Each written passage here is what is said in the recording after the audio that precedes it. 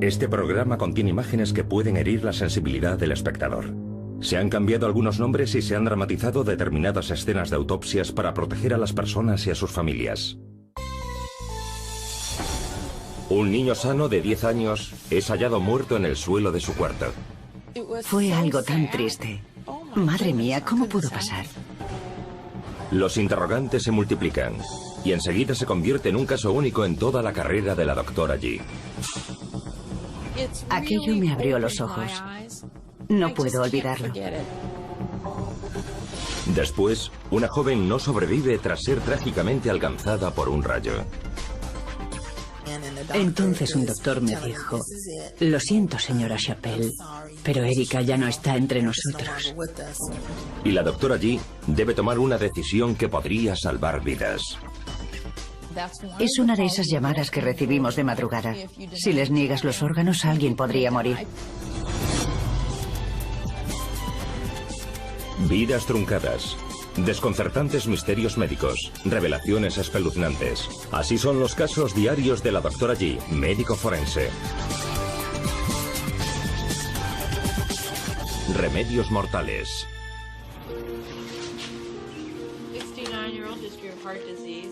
Como forense jefe de la morgue del Distrito 9 en Orlando, las jornadas de la doctora Jan Garavalia suelen ser extenuantes.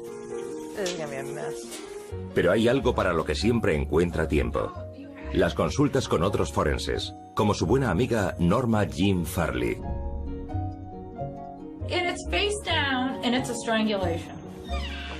La doctora Farley y yo trabajamos en estados distintos, pero a menudo, cuando una de las dos necesita ideas para algún caso, descolgamos el teléfono, comentamos lo que estamos haciendo y conversamos. Pensamos de forma muy parecida. Valoro mucho su criterio y es una patóloga excelente. Se conocieron en la década de 1990 en el Departamento Forense del Condado de Becher, en San Antonio, Texas. La doctora Farley trabajaba como becaria de patología a las órdenes de la doctora G. La doctora G fue una de mis mentoras durante mi periodo como becaria de investigación. A menudo consultaba con ella casos que tenía en la morgue y cualquier cosa de la que no estuviera segura. En el invierno de 1999, la doctora Farley recurrió a la doctora G para un caso que parecía imposible de resolver. Ninguna sabía que al poco tiempo se convertiría en uno de los casos más engañosos y emotivos de sus respectivas carreras. Tuve una participación secundaria, pero no puedo olvidarlo. Era un niño. Fue algo tan triste e inesperado que nunca se me ha podido borrar.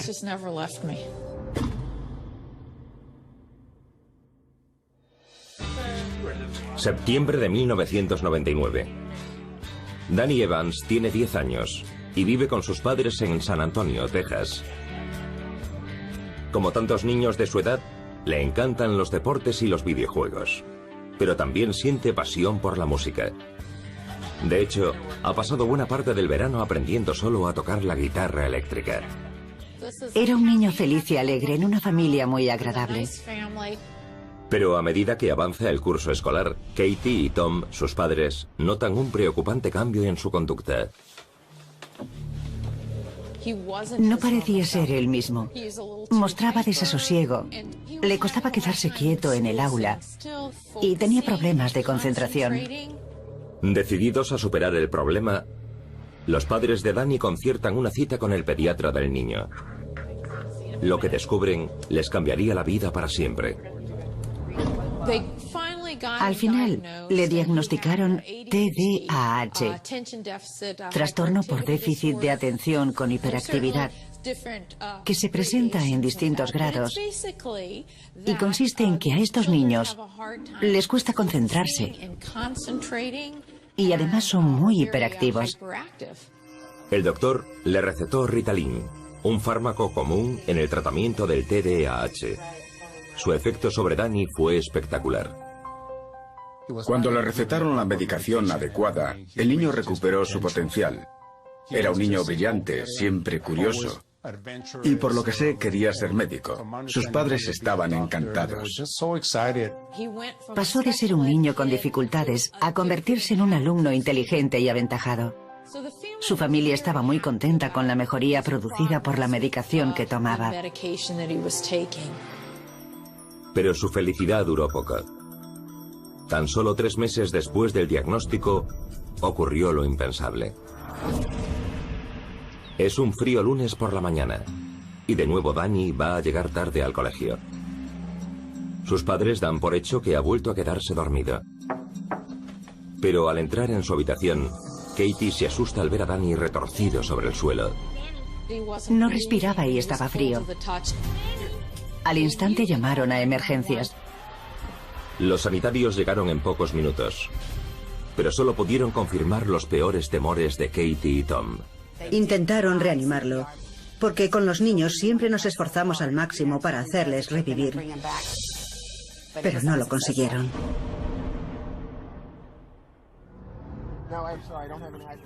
El forense Steve Hanson, que también trabajaba en Texas, recabó enseguida toda la información que pudo sobre Danny. Fue una tragedia que nos apenó a todos. Era un niño sin problemas, que de repente murió de forma súbita e inesperada. Cuando murió tenía 10 años, una edad muy poco habitual para ingresar en la morgue. El caso de Danny prometía ser difícil. Cuando su cuerpo llegó al depósito forense, la doctora Farley, becaria de investigación durante un año, se prestó voluntaria para practicar la autopsia. Como investigadora siempre intentaba tratar los casos más difíciles e interesantes. Mientras revisaba la historia clínica de Danny, un dato le resultó llamativo. Al leer su historia descubrí que estaba tomando Ritalin o metilfenidato para su trastorno de atención. Tanto el Ritalin como su genérico, el metilfenidato, se usan de forma habitual y se consideran muy seguros.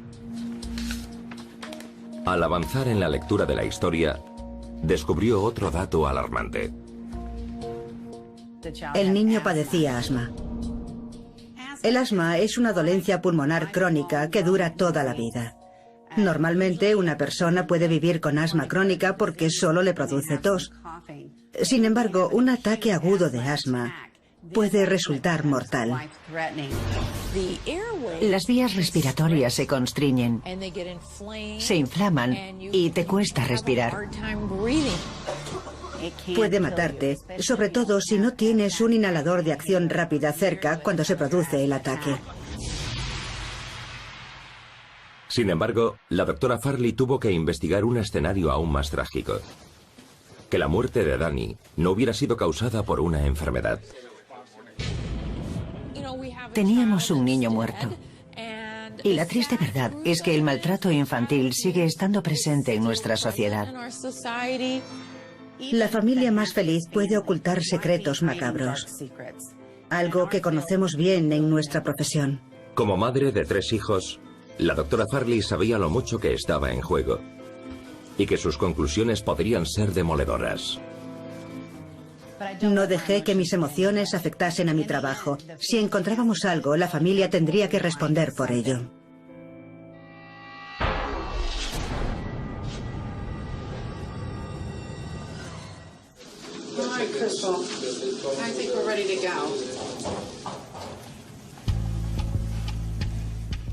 Examinamos con detenimiento el exterior del cuerpo, en busca de cualquier lesión o cicatriz que tuviese. Buscaban marcas tenues, porque esas marcas podrían ayudarles a determinar si había sido golpeado y con qué. ¿Había algo que pudiera darles una pista de lo que ocurrió? Enseguida, una leve cicatriz llama la atención de la doctora. Hay un pequeño cardenal en la parte derecha del pecho, junto al pezón. Mide 1,5 centímetros. Voy a apuntarlo. No me preocupó mucho, porque era muy pequeño y no indicaba que se hubiera producido violencia. Puede ser de un parche de la reanimación cardiopulmonar. Parece que cuando intentaron reanimarlo le suministraron bastante líquido. No hay más cicatrices en el abdomen o en el pecho. Tras examinar el cuerpo de Danny en busca de heridas, la doctora Farley no encuentra nada. Por fuera parecía un niño de 10 años bien formado y desarrollado, así que el examen externo no les proporcionó ninguna pista. Sin embargo, si algo saben la doctora G y su equipo, es que el maltrato físico puede dejar indicios sorprendentemente escasos. He trabajado en muchos casos en los que los niños no tenían marcas externas. Hasta que no practicas la autopsia, no descubres los traumatismos. ¿Todos listos? Tenían que descartar el maltrato. Que alguien le hubiera hecho algo malo al niño. En la morgue del condado de Béjar, Texas, la investigadora de patología forense, la doctora Norma Jean, está decidida a averiguar qué o quién mató a Danny Evans, de 10 años de edad. La policía, que investigaba el misterio que envolvía aquella muerte, comenzó a sospechar de los padres, que fueron las últimas personas que lo habían visto con vida. Los padres estaban en estado de shock y no se podían creer que fueran los sospechosos de la muerte de su hijo. Para ellos aquello fue una pesadilla. Pero debido a lo inesperado de aquella muerte infantil, los forenses no tuvieron otro remedio que barajar los escenarios más siniestros. Lo peor que podemos hacer es dar algo por hecho. Nos preguntamos muchas cosas que pueden parecer simplezas y estupideces, pero a veces no lo son porque son preguntas básicas que tenemos que responder.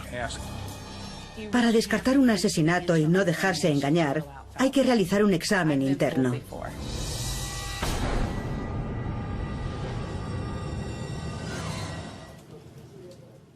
Comenzamos con una incisión en Y que corta el tórax en forma de V y luego baja hasta la región pélvica. Voy a asegurarme de que no haya contusiones, que no hayamos visto. Pequeñas lesiones ocultas. Pero no encontré ningún tejido blando dañado en el cuerpo del niño. No hay sangre en ninguna cavidad. No hay costillas fracturadas.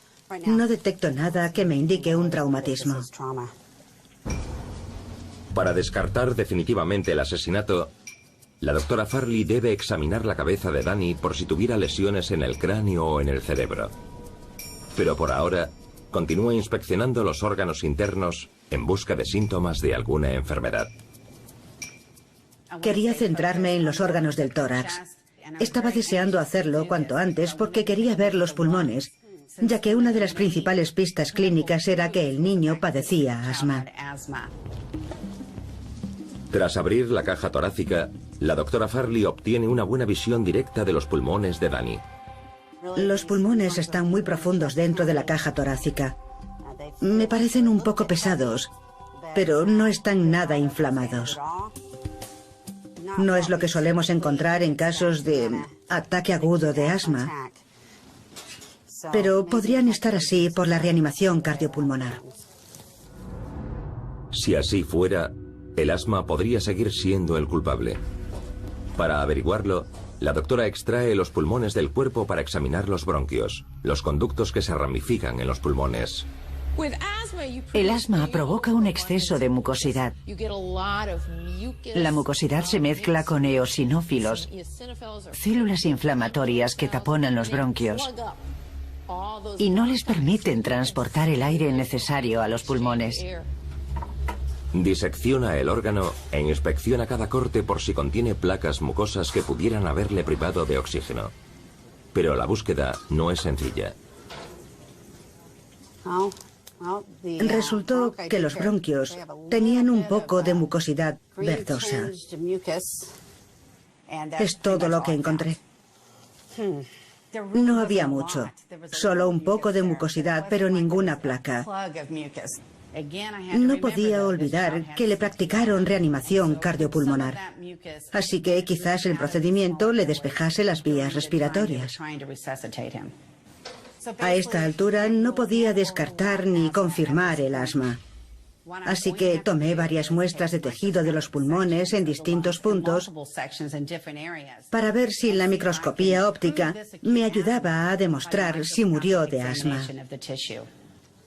Conservo un poco de esto. Tal vez la microscopía nos diga algo de esto. La doctora Farley prepara las muestras para enviarlas al laboratorio, donde sufrirán un tratamiento químico, se montarán en portaobjetos y se les añadirán colorantes para su examen. Un proceso que dura al menos una semana. Mientras tanto, todavía le queda mucho para terminar la autopsia de Danny. A continuación, llega al corazón. El corazón parece normal. No parece demasiado grande. Para asegurarme, voy a sacar el corazón para confirmar que no hay anomalías en él o en los principales vasos sanguíneos. Con sumo cuidado, retira el corazón de Danny de su cavidad torácica. Cuando lo gira en su mano, descubre algo totalmente inesperado. Había unas pequeñas contusiones, unas heridas minúsculas con hemorragia sobre la superficie del corazón. Podría ser la causa de la muerte. El desconcertante caso de Danny Evans está poniendo a prueba a la doctora Farley. Hasta ahora, ha detectado dos posibles causas de muerte: un ataque agudo de asma y una muerte violenta. Pero ahora, mientras inspecciona el corazón, encuentra indicios de un tercer posible agente mortal.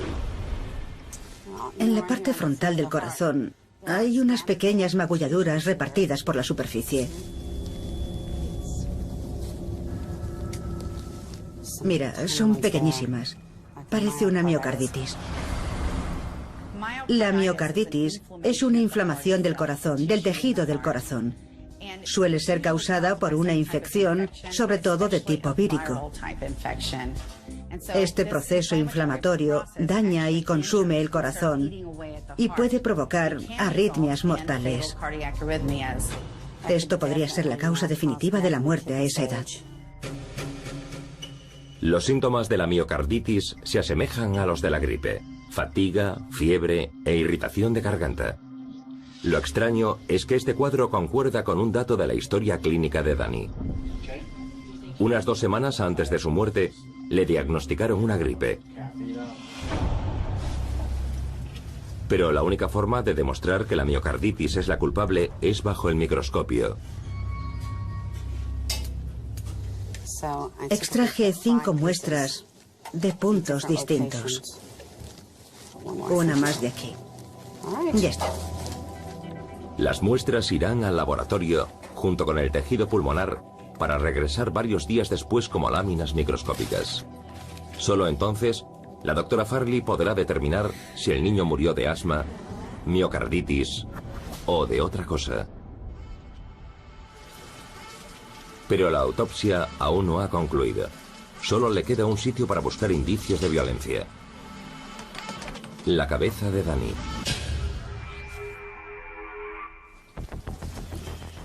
Siempre comenzamos reflejando el cuero cabelludo por si hay hemorragias de tejidos blandos que no hayan llegado a la superficie de la piel.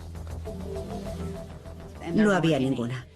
También inspeccionamos el cráneo. Vamos a ver. No hay fracturas de cráneo.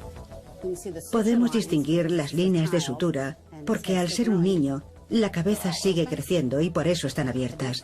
Pero no hay ninguna fractura. Totalmente limpio. Tampoco hay sangre, así que no hay indicios de traumatismo.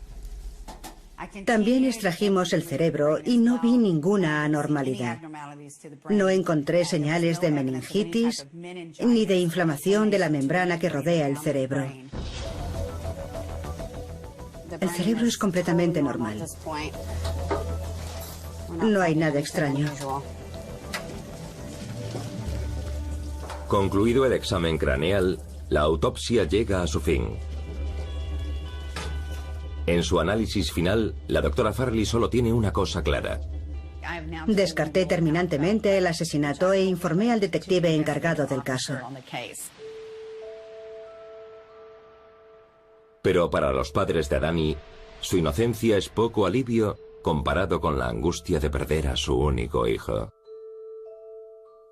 Estaban sumidos en la confusión y querían saber qué había pasado. Esperaba que la microscopía proporcionara una respuesta a la familia para que pudiera superar la tragedia.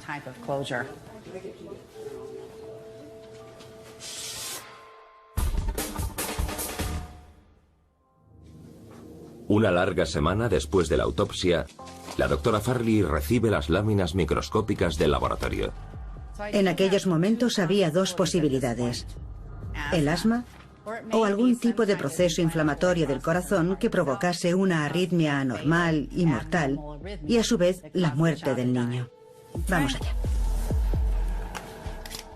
Comencé observando las muestras del corazón, buscando una inflamación que esperaba que confirmase la miocarditis. Pero no encontré nada. El corazón era totalmente sano y normal. La doctora Farley sabe que la miocarditis no fue la causa de su muerte. A continuación, examina otra lámina, esta vez del tejido pulmonar de Danny. Lo que buscaba era un número elevado de glóbulos blancos, sobre todo de eosinófilos, un tipo de glóbulos blancos que solemos asociar con el asma. El asma se parece a las alergias en que un ataque desencadena un flujo de glóbulos blancos inflamatorios. Si Danny murió de un ataque agudo de asma, la doctora encontrará un gran número de estas células, sobre todo eosinófilos, saturando el tejido pulmonar. Despacio, gira el tornillo de aproximación para distinguir cada célula. Encontré una inflamación celular entre leve y moderada y también crónica. Danny Evans tenía asma, pero la doctora Farley no está segura de que su hallazgo demuestre un ataque agudo y mortal por esta causa. Entonces examiné el resto de los tejidos, el hígado, los riñones, las glándulas adrenales, el páncreas, pero no vi nada malo en esos tejidos. Entonces fui al cerebro y lo examiné, pensando que quizás se me hubiese pasado una meningitis leve, pero tampoco observé nada anormal. Tras los exámenes microscópicos, seguía en un callejón sin salida. Quizá nunca pueda darle una respuesta a la familia. I just dictated this case. Could you download it for me and let me know when it gets back, okay? Thanks. En el depósito forense del condado de Baxter, en Texas, la doctora Farley se ha topado con un muro en su búsqueda de la causa de la muerte de Danny, un niño de 10 años. Tras el examen microscópico, aún no tenía la causa de la muerte de aquel niño. Pero en su conciencia le pesan Katie y Tom, los padres de Danny, cuya angustia crece día a día mientras esperan respuestas. No aguantaban la presión. La presión emocional que soportaban era de proporciones descomunales. Por su bien, y como profesional, la doctora se niega a rendirse. Desde que soy forense patóloga, solo 2 veces he tenido que achacar una muerte a causas indeterminadas y no me gusta. Aunque ha encontrado indicios de asma en el tejido pulmonar del pequeño, la posibilidad de que éste le causara la muerte es escasa. Pero como colega de la doctora G, la doctora Farley sabe cuándo conviene buscar una segunda opinión experta. Entonces decidí ir al despacho de la doctora G y pedirle que echase un vistazo a las placas, especialmente a las de los pulmones, por si algo se me hubiera pasado por alto. En aquel momento, ella era becaria e investigadora, y yo personal fijo con años de experiencia. Así que tenía que enseñarle. Pero además, ambas habíamos congeniado. Creo que nos caímos bien. Y siempre que tenía una pregunta, acudía a mí. Siempre me sentí cómoda con la doctora G y no sentía que estuviera interrumpiendo. Ella siempre tenía tiempo para tratar los casos conmigo. Estaba indecisa y no sabía si había sido el asma, pero estaba deseosa de dar una respuesta a la familia. Se acercaba la Navidad y quería concluir el caso para que la familia pudiera superarlo. La doctora G examina con atención el tejido pulmonar de Danny, buscando células inflamatorias y alguna oclusión bronquial que indiquen un ataque agudo de asma. Estaba deseando que encontrase el asma agudo que yo no había detectado. Cuando observé las muestras, no vi nada parecido a un ataque agudo de asma. Así que, lamentablemente, tuve que decirle que lo que había visto no bastaba para confirmar una causa de muerte. Estaba claro que no había sido el asma. El examen de la doctora G asesta un golpe terrible a la doctora Farley, que comienza a temer que quizá nunca sea capaz de ayudar a los padres de Danny a superar la tragedia. Me preguntaba qué más podría hacer. Pero la doctora G le brinda un último rayo de esperanza. Me dijo, Norma, espera al examen toxicológico. Eso podría darte las respuestas. La posibilidad es muy remota, pero quizás una abundante sobredosis de Ritalin pudiera haber desencadenado una arritmia mortal, un agente letal imposible de detectar en una autopsia.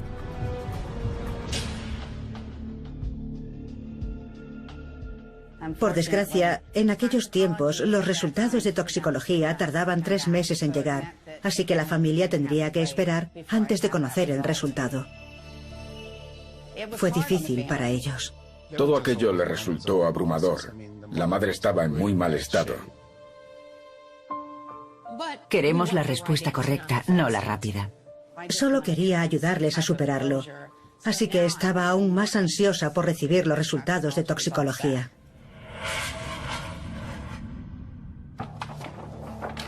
Un arduo mes y después otro, hasta que por fin, en una nubosa tarde de viernes del mes de marzo, llegan los resultados de la toxicología de Danny Evans. Por fin llegaron los resultados. Estaba deseando ver si había algo que pudiera ayudarme a determinar la causa de la muerte. Esperaba encontrar Ritalin, porque el niño padecía trastorno por déficit de atención con hiperactividad. Pero los resultados nos sorprendieron a todos. Fue una conmoción. En la morgue del condado de Béjar, en Texas, acaba de caer una bomba relativa al caso de Danny Evans, de 10 años de edad. Era un niño hiperactivo que tomaba Ritalin. Por eso esperaba encontrarlo en los resultados. Pero cuando llegaron, nos quedamos boquiabiertos porque la toxicología no había detectado Ritalin. En cambio, encontré una sustancia que no esperaba: metadona. La metadona es un potente depresor del sistema nervioso central, una droga sintética estrictamente controlada por la Agencia Antidrogas de los Estados Unidos. Resulta casi inconcebible que un niño de 10 años tuviera acceso a ella porque se usa principalmente para tratar la adicción a la heroína y los dolores agudos crónicos. Pero la doctora Farley queda aún más sorprendida por la gran cantidad de metadona ingerida por el niño. El índice de metadona era de 0,44 miligramos por litro de sangre, una cantidad mortal tanto para un niño como para un adulto. Ya había encontrado la causa de su muerte: una intoxicación aguda de metadona. Este hallazgo deja conmocionado a todo el departamento forense y suscita un aluvión de preguntas. ¿Cómo consiguió la metadona? ¿Cómo pudo llegar la metadona a manos del niño? ¿Acaso cambió el Ritalin, que actúa como un tranquilizante, por un estimulante como la metadona? Sin duda, la metadona está convirtiéndose en una sustancia de la que cada vez se abusa más, sobre todo entre adolescentes. Pero nunca la había visto en alguien tan joven. 10 años es demasiado temprano para consumir metadona como droga. Pero quizá no se dio cuenta de lo que le estaban dando a cambio de su Ritalin. O quizá alguien de su familia, su madre o su padre, la tomasen. La doctora Farley y la doctora G ponen en acción a todo el equipo de investigadores para que realice una meticulosa pesquisa a fin de conocer el origen de las peligrosas pastillas que mataron a Danny. De pronto nos llamaron y nos dijeron que teníamos que averiguar por qué el niño tenía metadona. Había que ver a la familia para saber si alguien tomaba metadona, pero nadie la consumía. Así que fueron al colegio para averiguar qué tipo de alumno era y si buscaba drogas. Pero no era ese tipo de niño. En el colegio todos quedaron perplejos, igual que su familia. Nadie parecía saber nada. Y me pregunté, ¿en qué otro sitio podría haber obtenido la metadona? Una de las cosas que se nos ocurrió fue: ¿Y las pastillas que tomaba? ¿Las han analizado? El frasco de Ritalin recetado a Danny había llegado a la morgue con su cuerpo y nadie lo había tocado desde entonces. Leí el etiquetado del producto y el nombre era correcto. Pero en vez de Ritalin, que es lo que me dijeron que tomaba y que es una marca comercial, el niño tomaba el genérico, que es metilfenidato. El Ritalin y el metilfenidato son idénticos. Y es habitual que un médico recete el genérico, una versión más barata de la marca comercial.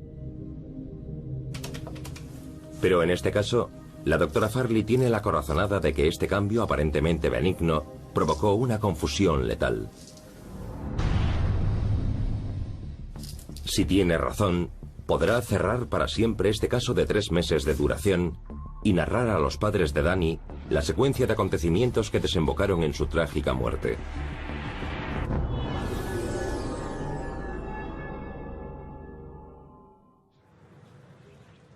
Son las 6 de la tarde del martes, la hora de que Danny tome su dosis habitual de Ritalin. En los últimos meses, la medicación ha mejorado su TDAH. Cuando le diagnosticaron bien y le recetaron la medicación adecuada, el niño recuperó su potencial. Pasó de ser un niño con dificultades de aprendizaje a convertirse en un alumno destacado. La alegría de sus padres es inmensa, aunque últimamente han tenido que enfrentarse a un nuevo problema de salud. No parecía el mismo, siempre estaba adormilado y tenía sudores fríos. Alarmados por estos síntomas nuevos y desconcertantes, llevan a Danny al médico, que les asegura que solo se trata de una gripe. El diagnóstico no puede ser más incorrecto. Sin que nadie lo sepa, Danny está sintiendo los efectos de un potente narcótico, la metadona. Y la doctora Farley cree que sabe cómo entró en su organismo. Sin dilación, se dirige al Centro de Control de Toxicología con los contenidos del frasco. Entregué las pastillas en el centro y a los 15 minutos me dijeron de qué medicamento se trataba. Era metadona. En la farmacia se habían equivocado y habían rellenado el frasco con metadona. Me imagino cómo pudo ocurrir. Metilfenidato y metadona, uno al lado de la otra.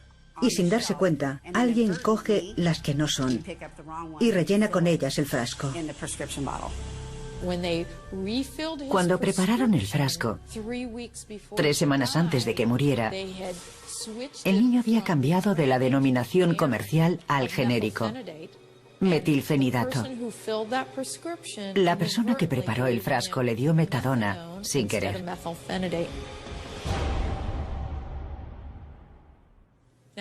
La familia no se preocupó cuando vio que las pastillas eran distintas, porque pensó que a menudo los genéricos se presentan en pastillas de forma y color distintos. El efecto depresivo de la metadona comenzó a manifestarse casi inmediatamente. Estaba adormilado, siempre parecía cansado. Los síntomas se agravaron día a día, porque la metadona tiene lo que se denomina una vida media larga. Una vida media larga significa que el cuerpo tarda en expulsar la mitad de la droga ingerida, de modo que cuanta más metadona tomes, más cantidad se acumula en el organismo. Preocupados por su empeoramiento, los padres de Danny lo llevan a urgencias, donde una vez más se pierde la oportunidad de detectar el trágico error. Incluso le hicieron un análisis de orina para detectar drogas, pero seguramente solo buscaron 5 o 6 sustancias. Los forenses hacemos algo completamente distinto, porque nuestros análisis son confirmatorios. Son el patrón oro de los análisis y además son de sangre. El análisis que te hacen en urgencias es muy limitado y está diseñado para detectar las drogas más comunes. Si quieres que busquen metadona, tienes que pedirlo.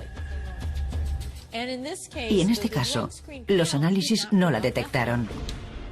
Mientras tanto, Katie y Tom siguen las indicaciones del médico de Danny. Reducen la dosis de la medicación de su hijo a la mitad. El niño llevaba casi un mes tomando metadona, que iba acumulándose en su organismo.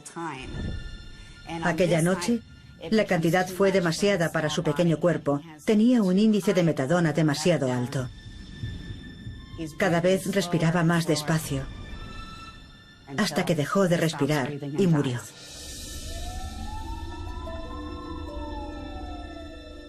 La doctora Farley ha encajado todas las piezas del rompecabezas menos una. Llama al Colegio de Farmacéuticos de Texas para confirmar la tragedia. La metadona y el metilfenidato son sustancias controladas y restringidas, así que las vigilamos bien. De hecho, se recuentan para garantizar que nadie abusa de ellas. En este caso, averiguamos que les faltaba justo la misma cantidad de metadona que le habían recetado al niño. Fue un evidente error de la farmacia. No lo hicieron a propósito, pero confundieron los nombres de las dos cosas. Fue algo muy triste, una gran desgracia. Nadie quería que ocurriera algo así. El colegio farmacéutico suspendió a la farmacia, cuya responsabilidad con la familia se saldó mediante un acuerdo extrajudicial. Pero para el farmacéutico lo importante no fue el dinero. Fue una pena. Se trataba de una farmacia de barrio que llevaba abierta 40 años. El farmacéutico quedó desolado al saber que su negocio había causado la muerte al niño. Estaba tan triste como la propia familia del niño. Al final perdió su negocio, tuvo que venderlo. La herida de los padres de Danny fue aún más profunda. Aunque la familia se enfadó mucho por los errores cometidos, por la confusión en la farmacia, que los análisis no detectasen la metadona, que los médicos no se dieran cuenta de lo que pasaba, lo que realmente les disgustó fue que lo que mató al niño se lo estaban dando ellos. Fue lo que le dieron con sus propias manos lo que lo mató. Los padres partían por la mitad cada pastilla exactamente como les habían dicho que hicieran. Siguieron todas las indicaciones del médico. Querían hacerlo todo bien. Pero al darle continuamente aquellas pastillas que pensaban que su hijo necesitaba, lo mataron.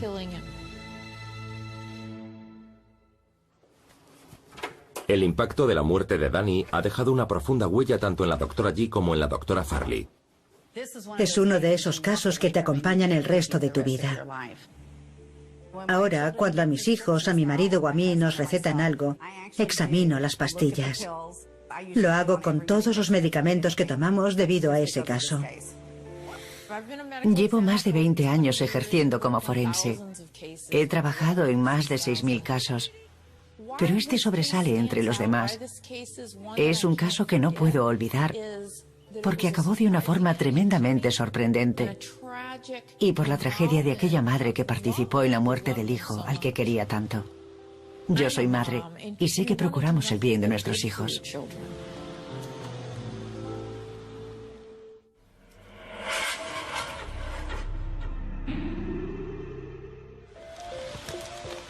La pérdida de un hijo siempre es trágica.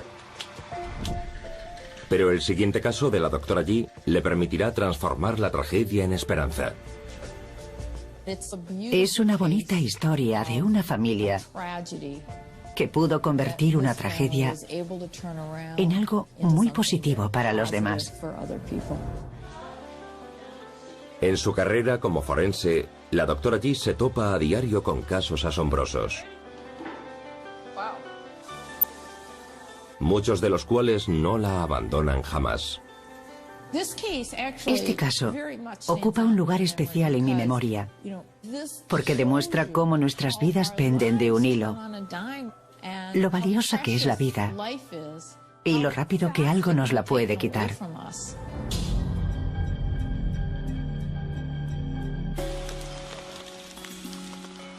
...25 de agosto de 2004... Erika Chappell, alumna de cuarto de primaria, regresa a casa desde el colegio. Erika Chappell era una niña de 10 años, sana y guapa, en un día como otro cualquiera. Bianca, su madre, aún recuerda aquella lluviosa tarde como si fuese ayer. Erika y otros 3 niños habían bajado del autobús. Mi hija era la más alta de su clase. Así que le pidieron que sostuviera el paraguas para que todos se guarecieran con ella debajo de él. Oyeron un trueno. Y la niña fue alcanzada por un rayo.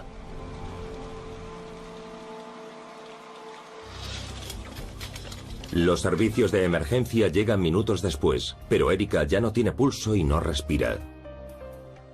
Le aplicaron reanimación cardiopulmonar durante 20 minutos hasta que recobró el pulso, pero lamentablemente durante ese rato el cerebro no recibió suficiente oxígeno. Erika es ingresada en estado de coma. Sus posibilidades de supervivencia son remotas, pero los médicos se niegan a rendirse. Intentaron regular sus constantes vitales para decidir después qué harían a continuación. No tenían otra alternativa que mantenerla estabilizada y controlar sus pulsaciones, la respiración y todo eso. Pasan horas. Después un día y luego 2. Erika no da muestras de mejoría. Ver a tu hija en ese estado te hace sentir una gran impotencia, porque no sabes qué va a pasar. Yo no sabía qué hacer, aparte de ser fuerte por Erika y por el resto de la familia.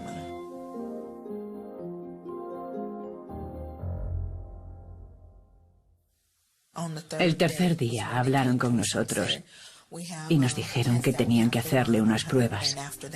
Después podrían decirnos si tenía muerte cerebral. El 28 de agosto los médicos le practicaron la última prueba. Entonces, un doctor me dijo: lo siento, señora Chappell, pero Erika ya no está entre nosotros.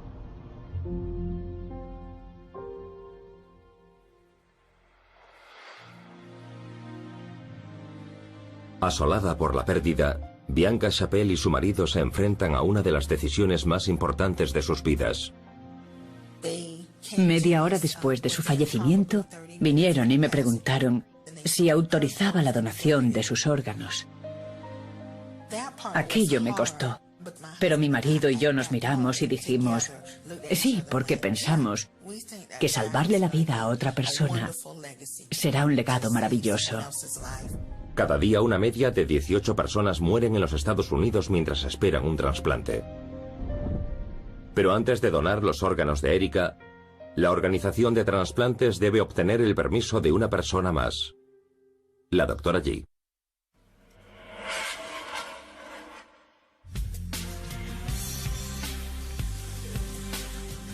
Tenían que llamarme porque no había sido una muerte natural, sino un fallecimiento traumático por accidente. Y yo tenía que investigarlo. Debe decidir si es posible practicar la autopsia sin varios de los órganos vitales del cuerpo. Es una emergencia en la que cada segundo cuenta. En el caso de Erika, tuvimos que tomar una decisión rápida para que la llevasen a toda prisa a un quirófano y le extrajeran los órganos antes de que sufrieran más daños. Rápidamente revisa toda la información de que dispone, informes hospitalarios y atestados de la policía y de sus investigadores. No parecía que hubiera ninguna duda acerca de su muerte. Hubo testigos y le habían hecho un escáner cerebral, así que no quedaba nada sin resolver. La doctora G siempre está dispuesta a ayudar a salvar vidas facilitando la donación de órganos. Ocasionalmente tenemos que restringirlos. Por ejemplo, no podemos permitir que le abran el pecho a alguien que tiene heridas en esa zona. O quizá no queramos que abran la cavidad abdominal. Un par de veces tuvimos que denegar la extracción de un corazón por las válvulas y otra vez denegué la extracción de la piel porque tenía que examinar unas lesiones. Así que alguna vez he tenido que denegar una extracción cuando la muerte parecía violenta, ya que tengo que averiguar qué ha pasado.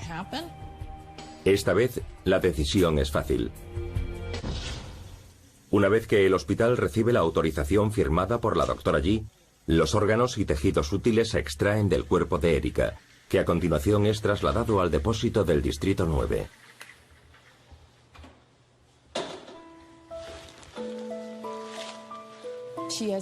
Tenía una incisión desde el pecho hasta el abdomen.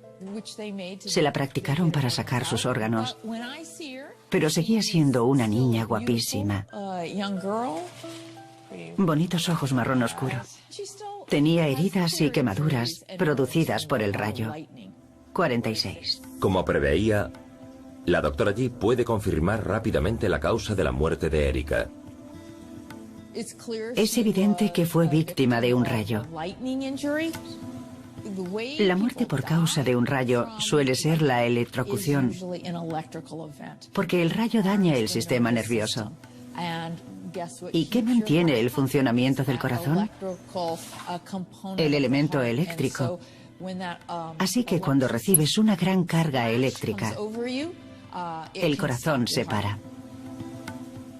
Fue un paro cardíaco y además su cerebro dejó de recibir suficiente oxígeno. La breve autopsia de la doctora Yi ha concluido.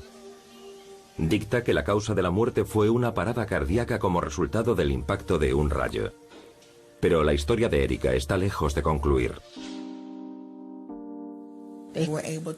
Pudieron usar los riñones, el hígado, las válvulas de su corazón y también las córneas de sus ojos. En total salvó 3 vidas. Recibimos una carta de una chica de 17 años que vive en Tallahassee y que nos dijo que había recibido un riñón de Erika. Si no lo hubiera recibido, habría muerto. Y por eso nos dijo que nos quería y que ella también era mi hija, ya que tenía una parte de mi hija dentro. Aquello hizo que todo mereciera la pena. Durante toda su vida, Erika siempre quiso a la gente.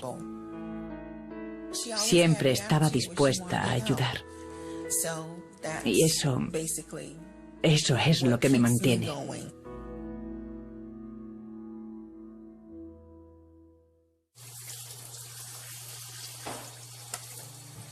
Hasta el día de hoy, la fortaleza de la familia Chappell es una incesante fuente de inspiración para la doctora Yi. Autorizar la donación de órganos de un ser querido es una decisión muy íntima. Y hace falta ser una familia muy especial, ser gente muy especial, para transformar la pena que sientes por tu tragedia y ayudar a otra persona.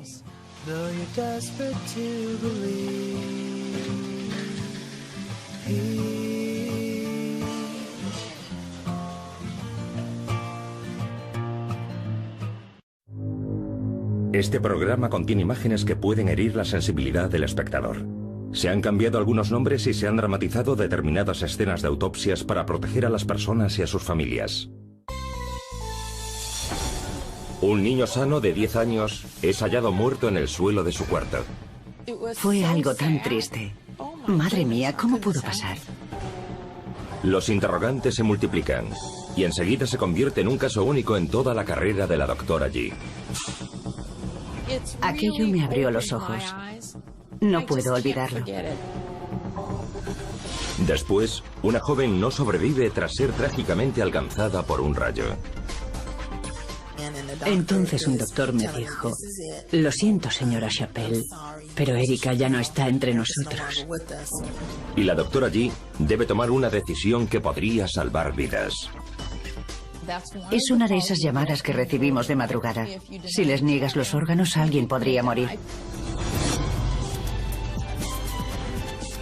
Vidas truncadas, desconcertantes misterios médicos, revelaciones espeluznantes. Así son los casos diarios de la doctora Yi, médico forense.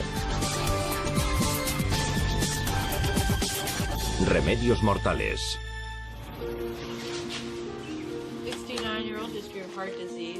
Como forense jefe de la morgue del Distrito 9 en Orlando, las jornadas de la doctora Jan Garabal. Fue una tragedia que nos apenó a todos. Era un niño sin problemas, que de repente murió de forma súbita e inesperada. Cuando murió tenía 10 años, una edad muy poco habitual para ingresar en la morgue. El caso de Danny prometía ser difícil. Cuando su cuerpo llegó al depósito forense, la doctora Farley, becaria de investigación durante un año, se prestó voluntaria para practicar la autopsia. Como investigadora siempre intentaba tratar los casos más difíciles e interesantes. Mientras revisaba la historia clínica de Danny, un dato le resultó llamativo. Al leer su historia descubrí que estaba tomando Ritalin o metilfenidato para su trastorno de atención. Tanto el Ritalin como su genérico, el metilfenidato, se usan de forma habitual y se consideran muy seguros. Al avanzar en la lectura de la historia, descubrió otro dato alarmante. El niño padecía asma. El asma es una dolencia pulmonar crónica que dura toda la vida.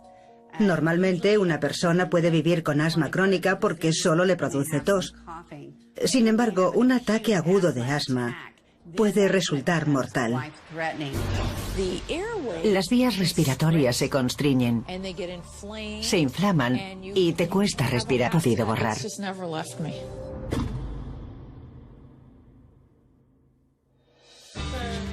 Septiembre de 1999. Danny Evans tiene 10 años y vive con sus padres en San Antonio, Texas. Como tantos niños de su edad, le encantan los deportes y los videojuegos, pero también siente pasión por la música. De hecho, ha pasado buena parte del verano aprendiendo solo a tocar la guitarra eléctrica. Era un niño feliz y alegre en una familia muy agradable. Pero a medida que avanza el curso escolar, Katie y Tom, sus padres, notan un preocupante cambio en su conducta. No parecía ser él mismo. Mostraba desasosiego. Le costaba quedarse quieto en el aula y tenía problemas de concentración. Decididos a superar el problema, los padres de Danny conciertan una cita con el pediatra del niño. Lo que descubren les cambiaría la vida para siempre. Al final le diagnosticaron TDAH, trastorno por déficit de atención con hiperactividad, que se presenta en distintos grados y consiste en que a estos niños les cuesta concentrarse y además son muy hiperactivos. El doctor le recetó Ritalin, un fármaco común en el tratamiento de días suelen ser extenuantes. Pero hay algo para lo que siempre encuentra tiempo: las consultas con otros forenses, como su buena amiga Norma Jean Farley.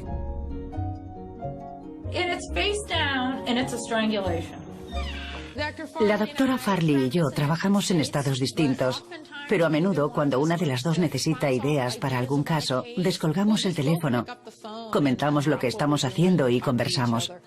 Pensamos de forma muy parecida.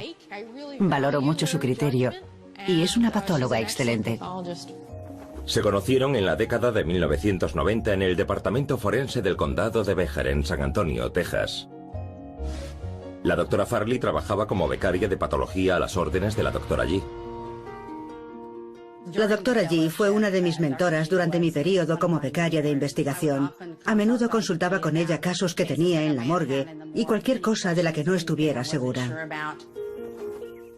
En el invierno de 1999, la doctora Farley recurrió a la doctora G para un caso que parecía imposible de resolver.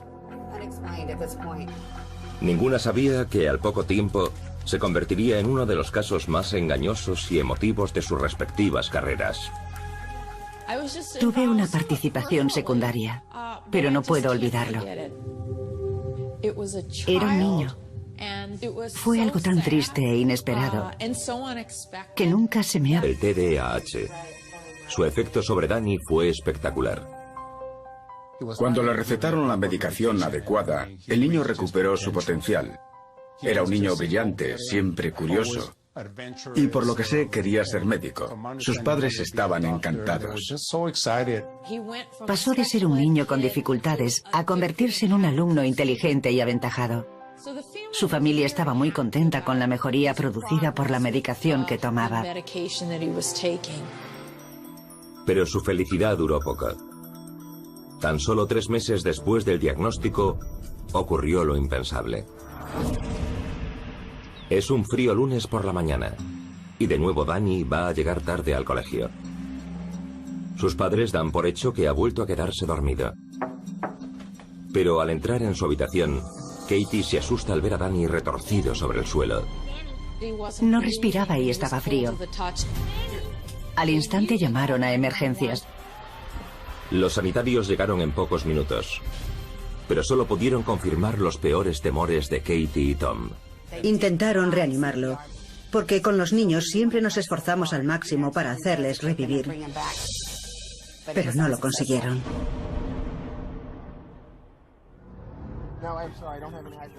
El forense Steve Hanson, que también trabajaba en Texas, recabó enseguida toda la información que pudo sobre Danny.